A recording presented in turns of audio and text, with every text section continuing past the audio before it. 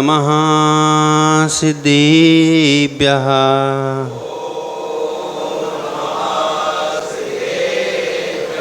ॐ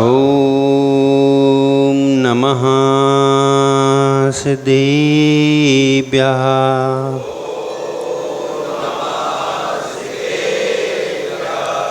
आदिम तीर्थंकर प्रभो आदिनाथ मुनिनाथ, आदि व्याधि आदि मद मिटे तुम पद में मम मात।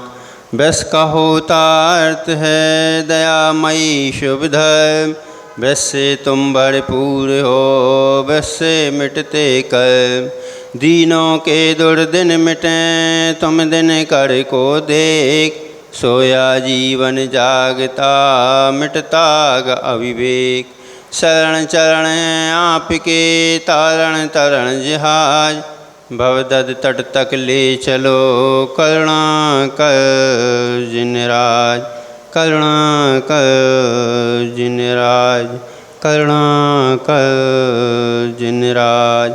प्रथम तीर्थंकर आदिनाथ भगवान की, मूल नायक पार्श्वनाथ भगवान की, वर्तमान शासन नायक वर्धमान स्वामी की, चतुर्विंशति तीर्थंकर भगवान की, परदादा गुरु आचार्य भगवान विमल सागर जी महाराज की, गुरु नाम गुरु गणाचार्य भगवान विराग सागर जी महाराज की, मम दीक्षा प्रदाता आचार्य शिरोमणि मम गुरुवर आचार्य भगवान विशुद्ध सागर जी महाराज की, ढाई दीप में विराजमान 3 करोड़ करोड़ मुनि भगवंतों की।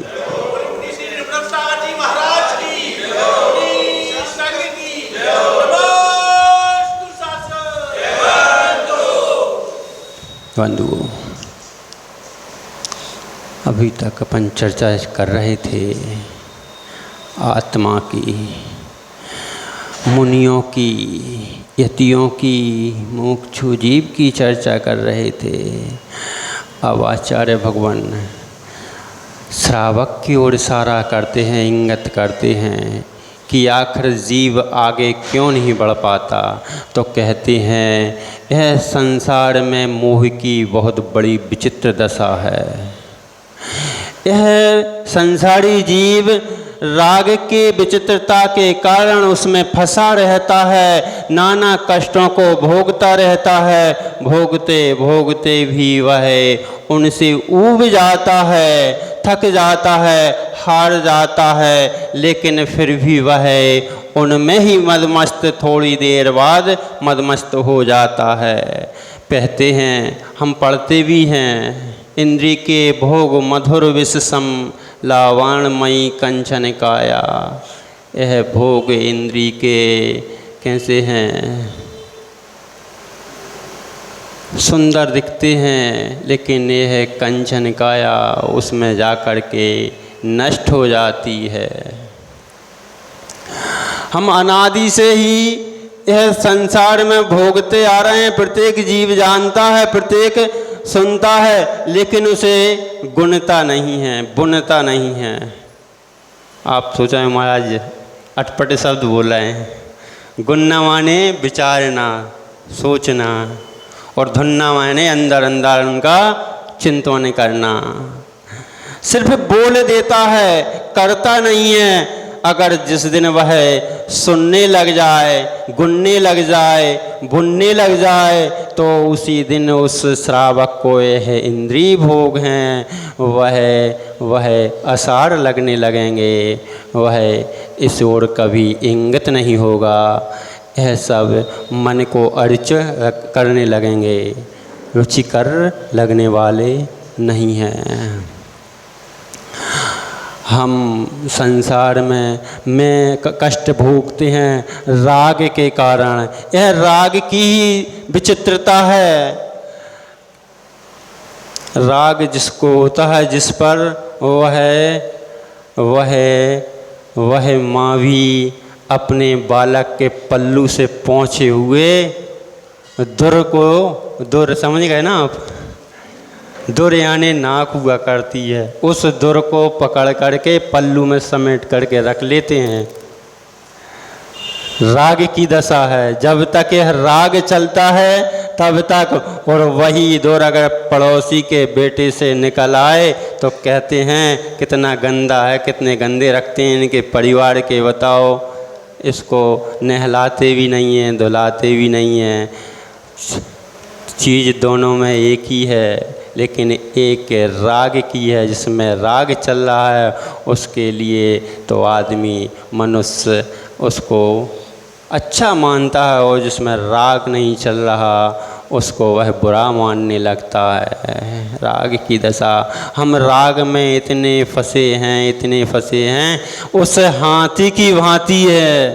हाथी क्या करता है, जब पानी पीने जाता है तो वह पानी भी नहीं पी पाता, और कीचड़ में जैसे ही पहुंचता है तो दलदल में फंस जाता है। वह फंस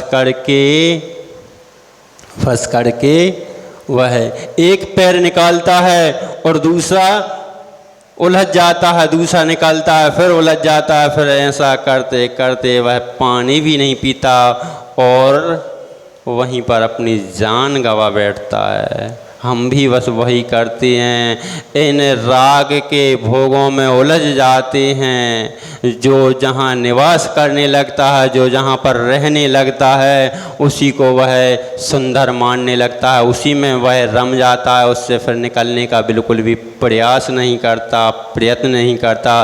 अरे हमसे तो श्रेष्ठ वह कम से कम त्रियंच है, हाथी है। वह फंस जाता है, फंसते ही वह यह समझ जाता है कि मैं इस जाल में फंस गया। वह निकलने का प्रयत्न तो करता है, लेकिन उस भारी भरकम शरीर के कारण वह निकल नहीं पाता। हम तो बंधुओं उससे भी समझो, विचार करो। जिस दिन प्राणी यह मान ले हमारी तो लोभ की प्रवृत्ति है, लोभ की प्रवृत्ति है, कसाई की प्रवृत्ति है, मान की प्रवृत्ति है, अहंकार की प्रवृत्ति है।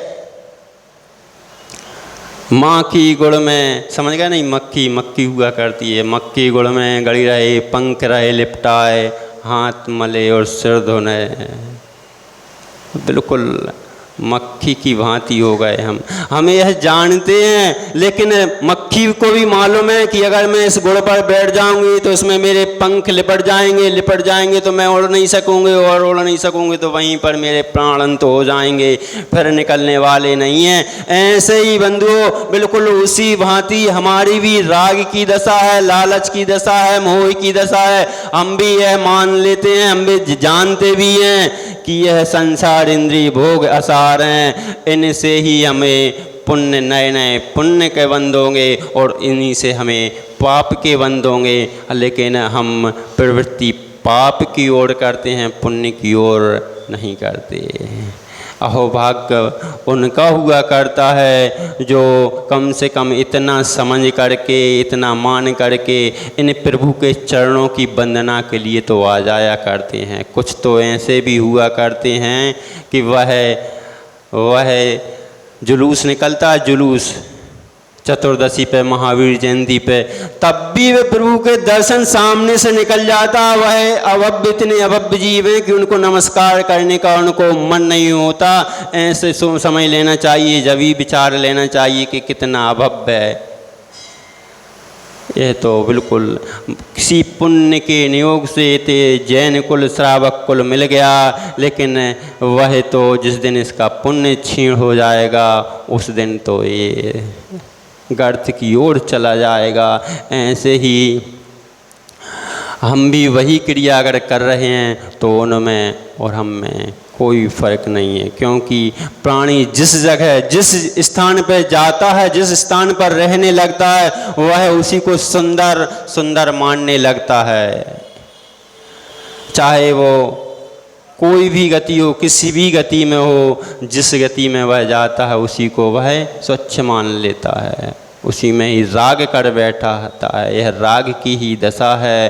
राग की दशा इतनी तीव्र हुआ करती है कि राजा को जब एक निमित्त ज्ञानी ने, मुनि ने बता दिया कि तेरी कुछ दिनों बाद मृत्यु होने वाली है, तो वह राजा अपने पुत्र से कहता है, और यह भी बता दिया कि तेरी जब मृत्यु होगी तो यहाँ से जाकर के तू मल में कीड़ा बनेगा। तो राजा को बहुत दुख होता है, वह सोचता है अरे इससे तो अच्छा है कि तुरंत मर जाऊं, मैंने इसे कर्म बंद कर लिया। लेकिन वह अपने पुत्र से कहता है कि पुत्र जब मेरी मृत्यु होगी तो उस समय निमित्त ज्ञानी मुनिराज ने बताया है और मुनि का भाषण कभी असत्य नहीं होता, मैं मल में कीड़ा बनूंगा और जैसे ही मैं बनूंगा तुम देख लेना और मेरे को मार देना।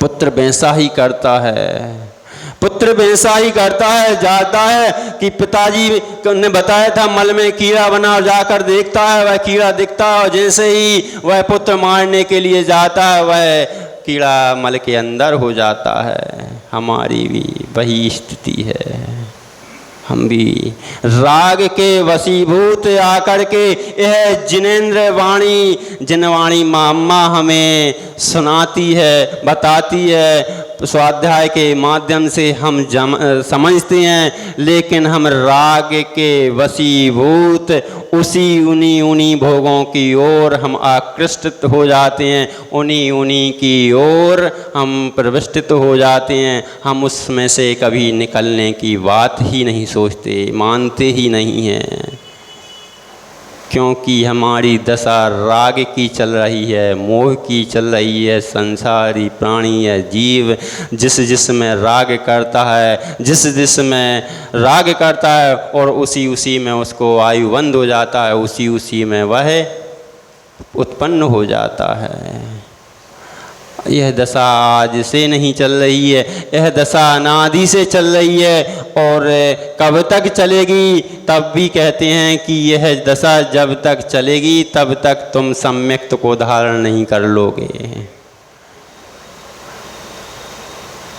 भटक गए तो फिर भी लटक गए, सम्यक्त धारण किया और कुछ समय बाद उसमें भी तुम भटक गए, तब भी लटक गए। राजा शरणिक पहले भटका था, बाद में सम्यक ग्रहण कर लिया, तब भी वह अभी भी लटका है। लेकिन वह राजा शरणिक था, वह राजा शरणिक था तो उसने तीर्थंकर प्रकृति की बंद कर लिया। हम राजा शरणिक नहीं हैं, ना हम उतना पुरुषार्थ कर सकते हैं, जितना मिला है उसमें ही पुरुषार्थ कर लें, उसमें ही पुरुषार्थ कर लें और उस पुरुषार्थ के द्वारा इस देह देवालय में बैठी भगवत स्वरूप भगवत आत्मा अपना कल्याण इस देह के माध्यम से कर सकती है। ऐसा ही हम कल कर लेंगे, परसों कर लेंगे, 4 दिन पर कर लेंगे, अभी तो हमारे उम्र नहीं है, अभी तो हम बहुत छोटे हैं। ऐसी जिसने गलत धारणाएं मान कर बैठी हैं, चल कर बैठी हैं, सोच कर बैठी हैं, वह उस भामंडल की तरह हैं। भामंडल जब राम का ही प्रकरण चल रहा है, सिद्ध पुरुष राम और सिद्ध पुरुष राम और लक्ष्मण के बाद उनके ही पुत्रों ने जब दीक्षा ली तो उनके ही पुत्रों ने जब दीक्षा ली तो 16,000 राजाओं उनके साथ दीक्षा ली थी। 27,000 रानियों ने 16 और 27 राजा और रानियों ने दीक्षा ली थी। उस समय कुछ लोगों ने आकर के भामंडल यानी सीता के भाई भामंडल से कहा, तुम्हारे ही रिश्तेदार, तुम्हारे ही बंधु बांधव दीक्षा ले रहे हैं और तुम क्यों नहीं ले रहे, तुम्हें भी ले लेना चाहिए, बड़े बड़े राजा महाराजा ले रहे हैं। तब वह भामंडल कहता है, राग के वशीभूत इतना कहता है कि अभी मैं अगर दीक्षा ले लूँगा तो मेरी जो महारानियाँ हैं, रानियाँ हैं, वे मरण को प्राप्त हो जाएंगी और मैं नहीं चाहता कि मेरे कारण वह मरण को प्राप्त हों। और अगर मैंने दीक्षा ले ली तो मेरे को तो अभी बहुत समय है, बहुत समय राज भोगना है, बहुत समय मेरे को बहुत राजाओं को जीतना है, उन राजाओं को पहले राज्य में मिला लूँ, अपने अधीन कर लूँ। अभी थोड़ी मेरी आयु का समय आया है, बहुत समय है अभी तो मैं उसके बाद दीक्षा लूँगा। और ऐसा कुछ ही समय बीते थे कि वज्रपात हुआ। बैठा था छत पर, आकाश की ओर निहार रहा था। निहारते निहारते वज्रपात हुआ, यानी बिजली तड़की, और वहीं उसकी आयु का काल समाप्त हो गया। बहुत से सोचते हैं ले लेंगे, कर लेंगे, अभी तो बहुत समय है। अरे समय कब किसने देखा, किसका समय देखा? सब काल किसी का समय नहीं देखता, काल किसी की उम्र नहीं देखता। काल तो देखता है तुम आए हो, हम तुम्हारा नंबर आ गया, तुम्हारी उम्र समाप्त हो गई, हमारे अनुसार तुम चलो, तुम्हें मालूम नहीं है। आचार्य भगवान रविशरण स्वामी पद्म पुराण में भी यही लिख रहे हैं कि अगर कोई भी श्रावक ने अगर कोई छोटा सा भी नियम व्रत अंगीकार नहीं किया तो वह कोरे मटके के समान है। उसका जिस प्रकार की उल्टा मटका घड़ा, यानी घड़ा उल्टा, घड़ा कोरा, उसमें कुछ ठहरता ही नहीं है। उल्टे मटके पर जितना पानी डालो उतना ही बह जाता है। वैसे ही हमने अगर कोई व्रत नियम संयम अंगीकार नहीं किया तो जीवन भर हमारा भोग इंद्री भोगों में चला गया, तो हमारा वह कोरे उल्टे मटके से कम नहीं है। कहते हैं जिस प्रकार की वह कोरा मटका जाकर के थोड़ी सी ठोकर लग कर के फूट जाता है, ऐसे ही बंधुओं हमारा भी यह शरीर है। इंद्रिय भोगों में घूमते घूमते, राग में घूमते घूमते, मोह में घूमते घूमते, उसमें रमण करते करते, और एक दिन थोड़ी सी चोट लगती है, और थोड़ी सी चोट लगने के बाद वह बिखर जाया करती है। उसने बहुत समय है, अभी हमने ले लेंगे। छोटे से भी जिसने व्रत का नियम नहीं लिया, सोचना वह बहुत ही अभी उसकी भव्यता दूर है।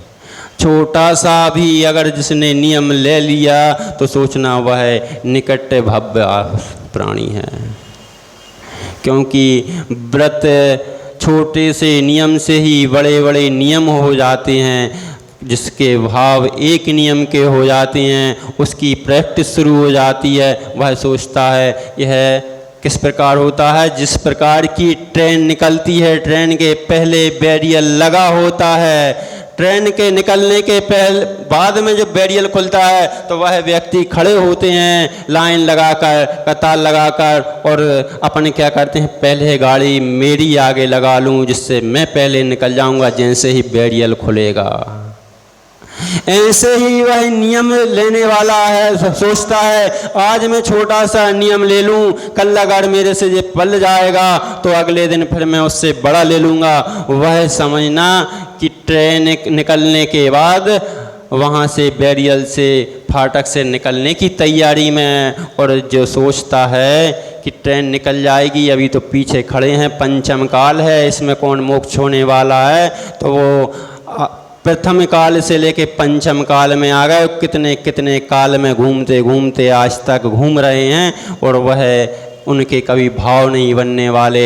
जिसके भाव बनते हैं वह देर नहीं करता, वह तो सोचता है कि चलो एक पल का भी अगर नियम ले लिया तो वह अगले ही पल सोचता है दूसरे पल का नियम में ले लूँगा। वही जीव आगे बढ़ पाता है। जो जीव राग के वशीभूत हो कर के नियम नहीं लेता, संयम ग्रहण नहीं करता, और जो जहाँ हैं वहाँ अच्छे हैं उधर ही हमको रहना है, हमें कहीं नहीं जाना, तो वह राग के विष जहाँ पर है वहीं को अपना सर्वस्व मानता है, और सर्वस्व मान करके उसको अपनी जीवन आयु समाप्त कर देता है। आचार्य भगवान भी पूज्यपाद स्वामी यहाँ पर यही लिख रहे हैं, यो वित्त निवास अन्नास्ते सा तत्कृते रतिम उत्तरम ते तस्मादत्यत सा न गच्छति। जो जहाँ निवास करने लगता है वह वहीं रहने लगता है, और जो जहाँ रम जाता है वह उसी को उचित मानने लगता है कि यहाँ पर मैं बहुत अच्छे तरीके से रह रहा हूँ, इसमें मेरे को बहुत आनंद आ रहा है। लेकिन हम सोचें कि हम क्या उस हाथी त्रियंज से भी गए बीते हैं। कम से कम वो निकलने का प्रयास तो करता है, भारी भरकम शरीर होने के कारण वह फंस जाता है, निकल नहीं पाता, वह पानी भी नहीं पी पाता। ऐसे ही बंधुओं, हम भोगों में तो लिप्त हो जाते हैं, भोगों को अपना मानने लगते हैं और भोगों में फंसे फंसे हम फिर तड़पते भी हैं बाद में, अरे हमें जाना है। हर व्यक्ति के मन में आता है, कहाँ फंस गया इस संसार में, मेरे को तो निकलना था, लेकिन वह फिर निकल नहीं पाता। क्यों नहीं निकल पाता? क्योंकि पहले राग कर बैठता है, और जब राग कर बैठता है तो सब राग उसी में विलीन हो जाते हैं, राग में विलीन हो जाते हैं, और विलीन होते होते पूरे शरीर, पूरा देह अपना उसी में अपनी उम्र नष्ट कर देता है। वह अपनी दूसरी गति का बंद कर लेता है, और जिस गति का बंद करता है वह उसी को उत्तम मानने लगता है, उसी में जाकर के रम जाता है। वह राजा की भांति भोग भोगता है, और जाकर के वही कर्म, जब आयु कर्म बंद कर लेता है तो वही जीव जाकर के, सोचो हमारी भी कहीं यही दशा तो नहीं है बंधु? हम भी सोचें, विचार करें, अगर हम ऐसा मानते हैं और छोटा सा नियम भी अगर नहीं ले पा रहे तो सोचना कि हम कहाँ की आयु का बंद कर चुके हैं। इसलिए थोड़ा सा छोटा, भली एक पल का छोटा नियम ले लिया, बहुत मोटा हो जाया करता है। वह एक पल का छोटा सा नियम भी बहुत मोटा हो जाया करता है। इसलिए छोटे छोटे नियम लेकर के उस मोटे मोटे पुण्य को प्राप्त करें। इन्हीं भावनाओं के साथ आचार्य भगवान विशुद्ध सागर जी महाराज की